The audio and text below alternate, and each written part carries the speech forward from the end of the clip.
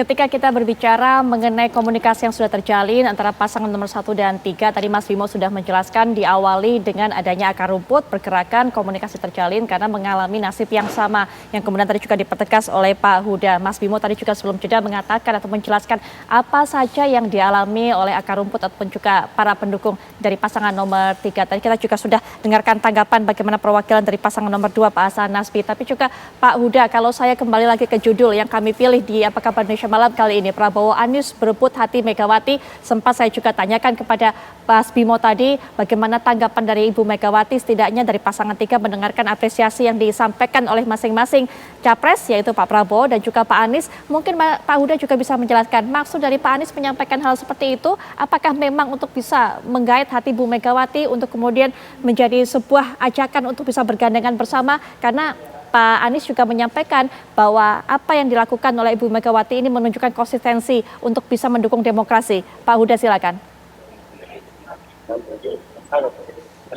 Ya, saya kira kalau Mas Anies posisinya memang tidak dalam semangat untuk misalnya merayu ya. Karena memang ya Bu Mega saya kira salah satu tokoh yang kita miliki, ketua umum partai pemenang pemilu, yang memang komitmen dan konsisten untuk menjaga value demokrasi. Dan itu disampaikan secara terbuka di dalam HUT PDIP kemarin.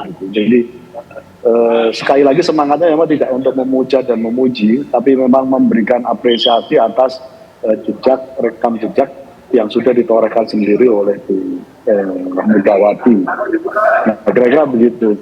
Jadi pada konteks itu saya kira berbeda lontaran yang disampaikan oleh Mas Anies dengan lontaran puja-puji yang disampaikan oleh paslon yang lain.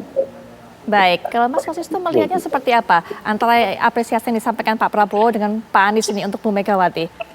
Iya, kalau bisa kita garis bawahi, memang secara historis Bu Mega itu adalah tokoh yang sangat konsisten dalam berdemokrasi ya. Beliau yang di masa beliau itu kita mengadakan pemilu pertama kali secara langsung, sehingga beliau sudah memberikan fondasi pemilu yang sifatnya jurdil itu seperti apa. Dan saya pikir apresiasi para elit terhadap Bu Mega itu hal yang bisa sangat diapresiasi ya, karena memang kalau kita melihat kondisi sekarang ini yang memang itu katakanlah mengalami regresi atau mengalami kemunduran. Jadi mengingat kembali jasa Bu Mega, saya pikir adalah langkah yang menjadi reminder ya, bahwa beliau ini yang menjadikan fondasi Pilpres pertama kali dilangsungkan, dan nasihat-nasihat beliau ini yang saya pikir perlu ya untuk kita bisa dengarkan untuk menyelamatkan atau mungkin memperbaiki demokrasi kita lewat pemilu 2024 nanti seperti apa. Tapi kalau kita tahu bahwa tokoh politik kalau berbicara, Mas, kan tidak banyak makna begitu. Kadang-kadang suka bersayap, kadang-kadang itu menjadi sinyal tertentu. Sehingga kemudian kalau Mas Wasis apakah juga memaknai adanya sinyal-sinyal tertentu yang ditunjukkan pada saat Pak Anies memberikan apresiasi ataupun juga pada saat Pak Prabowo menyampaikan apresiasi pujiannya kepada Ibu Megawati? Saya pikir memang momentumnya lebih pada momentum ulang tahun PDIP yang ke-51 tahun kemarin ya. Artinya ini lebih pada apresiasi bahwa Bu Mega dan PDIP sejauh ini sudah mengawal demokrasi kita sampai sejauh ini. Dan saya pikir kalau dikatakan bersayap, saya belum melihat ke sana ya, karena memang di sini kalau dikatakan bersayap itu mesti ada maksud tertentu. Tapi kalau kita lihat framing besarnya kan masih ultah PDIP ya. Jadi saya pikir kita masih memaknai di situ, Mbak Putri ya sebenarnya. Baik, kalau yang disampaikan Pak Prabowo pada saat acara Kadin hari ini bagaimana melihatnya juga? Mengapresiasi seorang sosok Bu Megawati dengan segala macam sepak terjangnya. Iya, kalau kita bisa lihat relasi kedua beliau ini kan relasi yang sudah lama terbentuk ya, sejak 2009 kemudian mengalami pasang naik turun dan sebagainya. Saya pikir itu lebih pada relasi kolegialitas ya, sebagai sesama politisi ya, bahwa saling mengapresiasi di tengah tensi politiknya semakin naik itu hal yang wajar sih kalau menurut saya. Karena memang hubungan kolegialitas antar politisi ini yang saya pikir entah dia itu ada di kubu oposisi atau koalisi itu saya pikir tidak berpengaruh ya, karena semuanya juga nanti bermuara ke kebijakan publik sebenarnya. Baik, apakah Mas Bimo puji-pujian seperti itu, apresiasi yang disampaikan kepada Ibu Megawati bisa menurunkan suhu ataupun juga tensi politik yang memang belakangan ini termasuk ketika kemarin setelah debat berlangsung ini agak meninggi, Mas Bimo? Begini Fitri, apresiasi tadi saya tarik ke persoalan pemilu yang demokratis dan jurdil, itu kan substansi dari apa yang disampaikan oleh Ibu Mega yang tidak sebagai peserta saja, tapi juga sebagai pelaku sejarah demokrasi ini ya. Ibu Mega kan menekankan bagaimana perlakuan atau sejarah agar berlangsung dengan jujur dan adil ini yang dia sampaikan dalam pidato itu, di mana kejujuran dan keadilan tersebut pernah tidak dirasakan pada saat Orde Baru. Dan reformasi yang terjadi 98, Ibu Mega memastikan bahwa pemilu jujur dan adil, terutama Pilpres yang dia pelopori, itu tidak hanya sebagai semboyan saja yang berakibat pada pemilu yang damai, itu harus dilaksanakan. Bagaimana hal-hal yang terkait pelaksananya harus jujur, pelaksananya harus adil, dan di situ pelaksana di sini ada komponen aparat. Ini yang sebenarnya pengen disampaikan oleh Ibu di dalam proses pemilu nanti supaya berlangsung damai, gembira, dan optimis. Ini yang menurut saya substansi apresiasi ini yang perlu saya garis bawahi, yang itu harus menjadi keteladanan kita.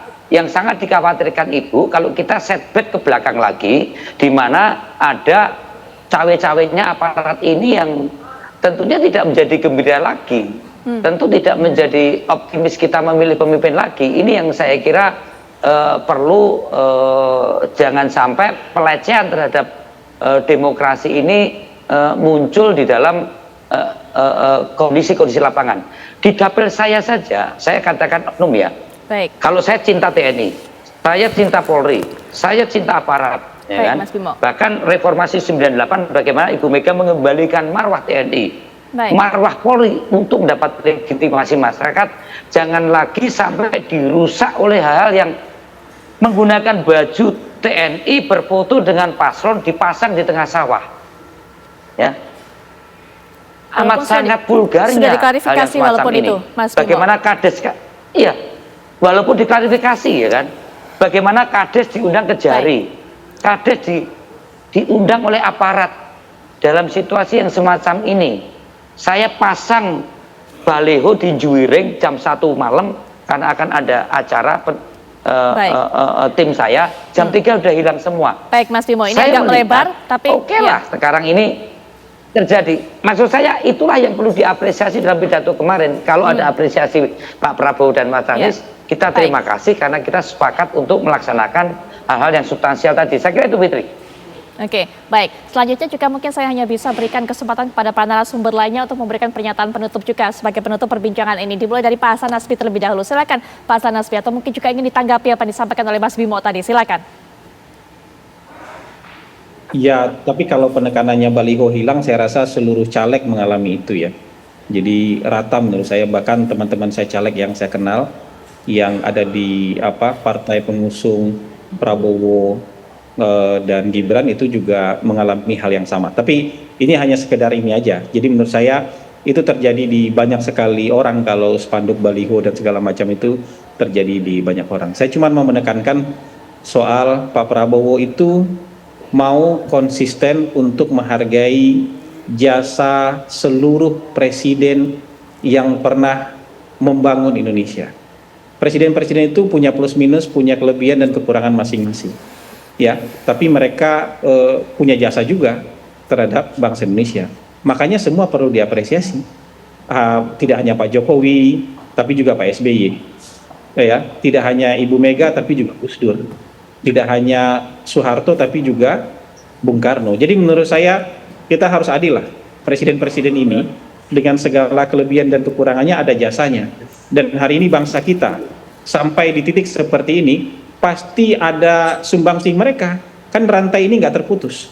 Karena rantai nggak terputus itu kita bisa sampai pada kondisi yang seperti ini. Makanya Prabowo, Oh ya, dalam konteks ini saya pihak- diberi apresiasi ke Bu Mega. Dalam konteks kita bicara ini loh, Mas.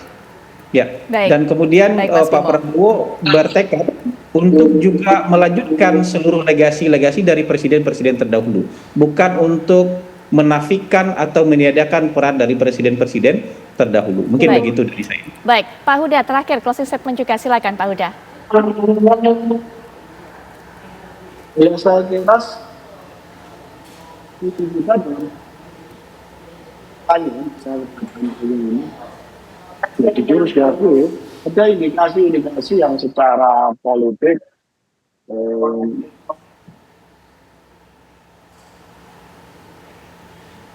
Pak Huda? Pak Huda sepertinya Saya kira, kami, ya bisa Pak Huda disimpulkan. silakan. Ya, silakan Dapat lanjutkan. Tadi saya. sempat terputus. Oke, misalnya Pak Presiden memberikan komentar soal debat. Gitu. Menurut kita kan tidak perlu Presiden memberikan respon, mengomentari debat, gitu. Karena cenderung komentar beliau membela salah satu kandidat. Gitu. Nah, pada konteks yang begini-beginilah saya kira jadi semakin wajar bahwa ada suasana di bawah yang kira-kira menyimpulkan ada indikasi ketidaknetralan dalam hal ini pemerintah untuk kompetisi yang sedang kita hadapi di Pilpres hari ini. Dalam situasi yang semacam ini, itulah lalu publik, lalu paslon-paslon